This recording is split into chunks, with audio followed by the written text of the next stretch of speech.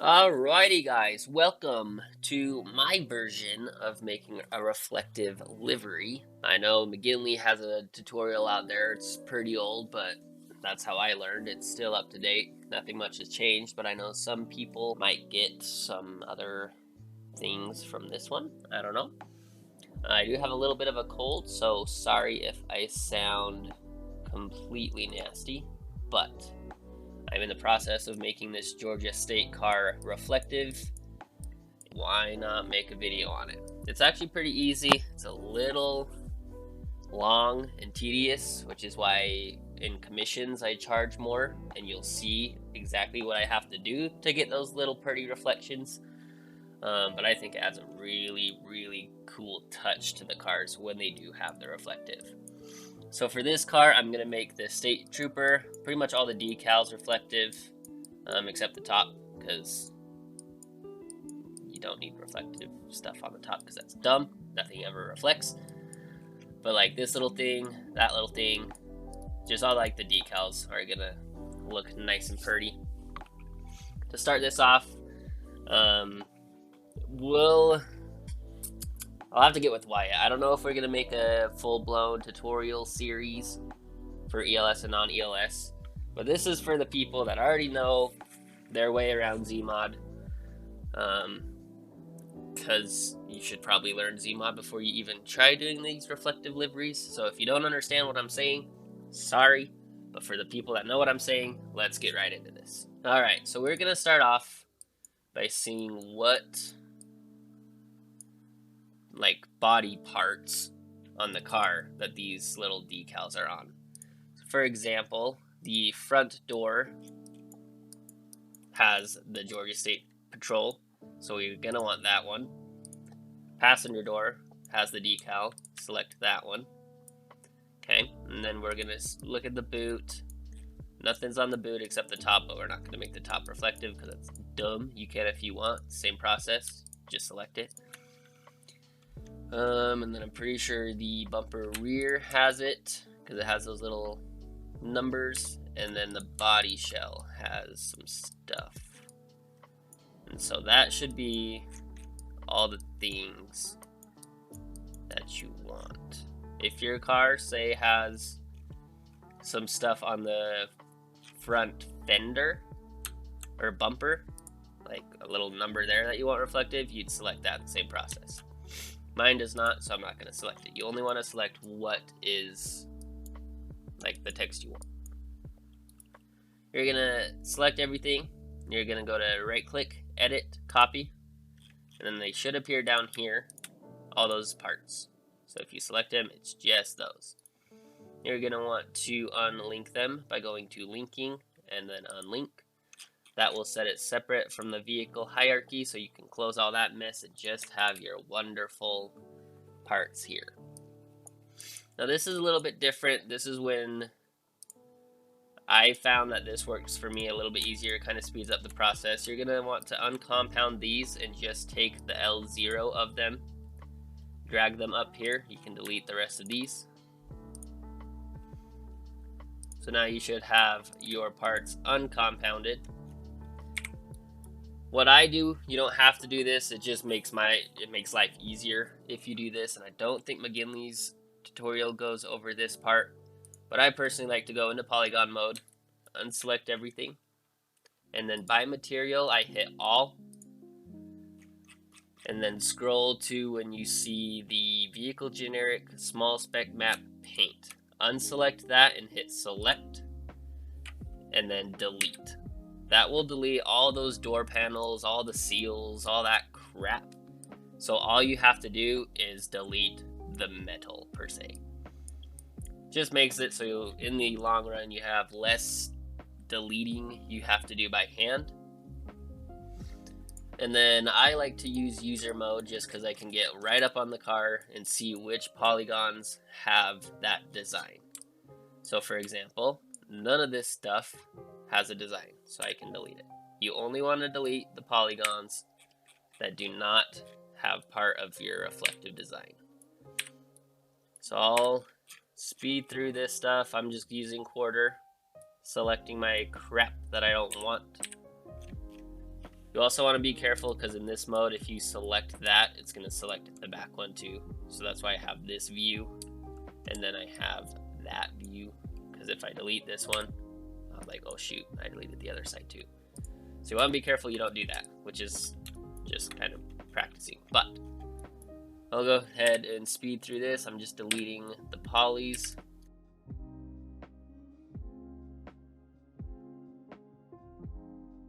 Alright, so if you guys have noticed, I've been using the separated tool. This tool comes in handy when you have these little like door jamb things, because you can right click them and it selects the entire like part per se. It makes things super easy. So instead of like highlighting all this stuff and deleting it, you go to separate mode and right click it, and it highlights that entire thing because it's all the same like part. Hit delete and it deletes that whole thing. So it makes it pretty quick. But now you guys can see how sometimes painful it is to make these reflective liveries. Another thing, always remember to make this copy. If you don't make the copy and you just go straight to deleting the polys on the actual like door front in this hierarchy, you'll be deleting the actual car door. You don't want to do that. You want a car door. This is essentially a different layer that will go, that you'll actually attach to the car door. So always remember to make this little copy. Don't ever delete polys on the actual car when you're making reflective. Another little side note, this is also why I don't make the entire car reflective, so people can just add whatever the livery they want and it reflects. Because if you did that, you'd essentially be making a copy of the entire car and pasting it on the car, making the file size double what it should be. And that's not good. So for you people that ask, why can't you just make the entire car reflective so we can have our own reflective liveries rather than the whole like permanent thing? This is why, because you'd have to make double the car, and that is file size, and people don't like big file sizes in their servers. Alrighty, once you get it looking like this, you have all the stuff you want highlighted. You actually need to make a whole new livery per se. So for me, let me find my files here. You have the livery, right? I'm hoping by now you have paint.net or Photoshop. I use paint.net because Photoshop is, I don't like it. Too complicated when I can do this for like not even a fraction of the price. So with this, you have to make your livery transparent, but you don't want to edit the base livery. So make a copy of it, and then you're gonna take your magic wand tool, and you only want to highlight the stuff you're making reflective. So for example, it's the badge. We'll edit that, not that much though.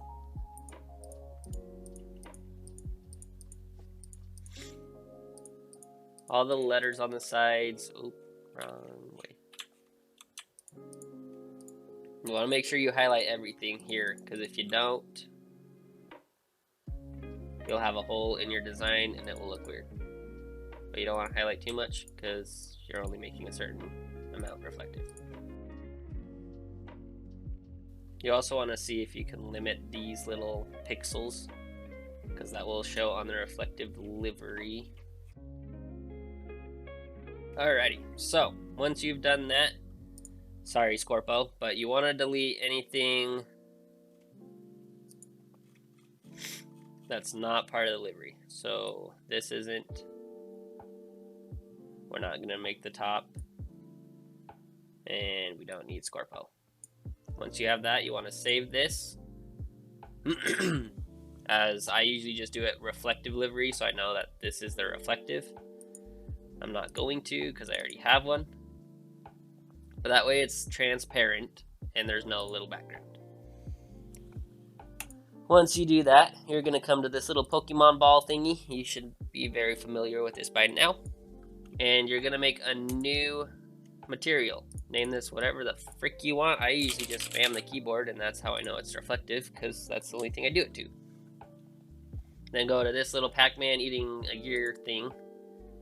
And then you're going to go to GTA 5, vehicle generic, and then vehicle decal, not decal 2, decal. You should see this little ball turn shiny. You're going to drag this up to the end of default material, so it's at the top of your material browser. As you can see, this is the one I already have. You're going to double click. In the detail texture map is when you're going to hit add. Go to wherever you saved your reflective livery, open. You should see this little Pokemon ball thing. Change to what this looks like. You can kind of see a livery. Sometimes you won't be able to, just based on how the livery turns into a circle. But then you have your reflective livery there. And that's very important, because now you have all these parts that you're going to highlight in polygon mode. Going to go to the right where it says properties, polygons, and then this vehicle generic small spec map you are going to change to your reflective material. And watch what this does. When you hit apply, now everything turned to like see-through. It goes from that to that. But sometimes it doesn't like you and will go mirror. But that's easy fix. All you have to do, right click. You're gonna hit mapping, edit UV, generate new, copy from channel 2, force mapping material onto reflective, and hit OK, and it fixes it. Like I said, not all cards will get all weird and funky, but if it does, you just gotta re-UV map it and then it works. Now that your reflective livery is transparent, if you notice when you hit show all, you can't even tell. But if you get the angle just right, you see our little UV map reflective polys right there.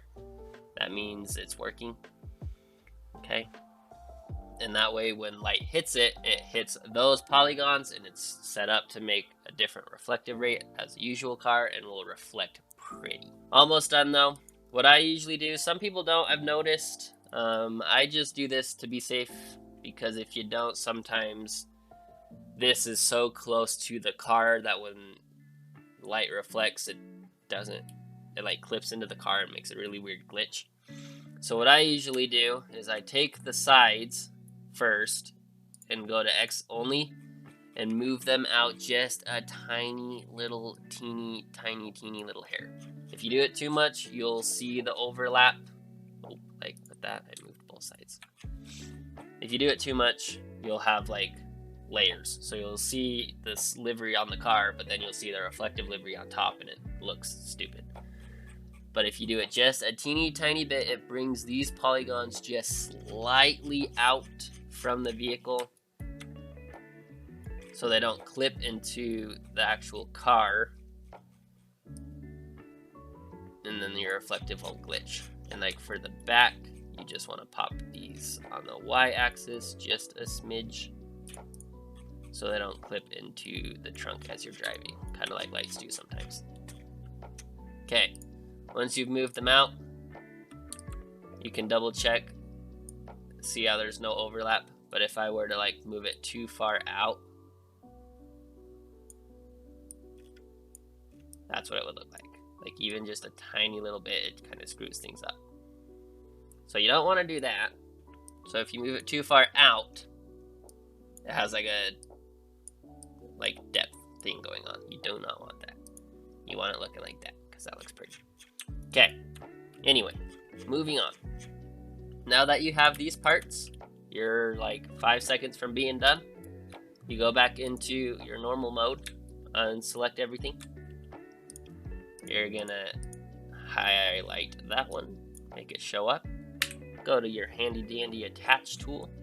Attach this to the door side, driver side front. Driver side front, and this is the step that makes it so the reflectives is permanent. because you literally attach the reflective to the car.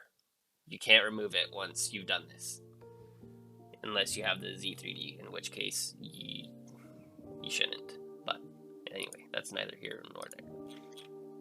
So then you do each side, P side front, P side front. You want to make sure you attach these to the right ones, because if you don't, you will have this part of the reflective moving when you open this door. No, you don't want that. That's not good. Body shell, you attach to body shell. Bumper rear, you attach to, you guessed it, bumper rear. Show all. And that, ladies and gentlemen, is how you make a reflective livery. So when I load this up in game, which I will do right now, it will be frickin' purty. Alrighty, it's dark time, so this should look even better. But now, we wait for headlights, and you see that amazing reflection. See that reflection? Looking mint.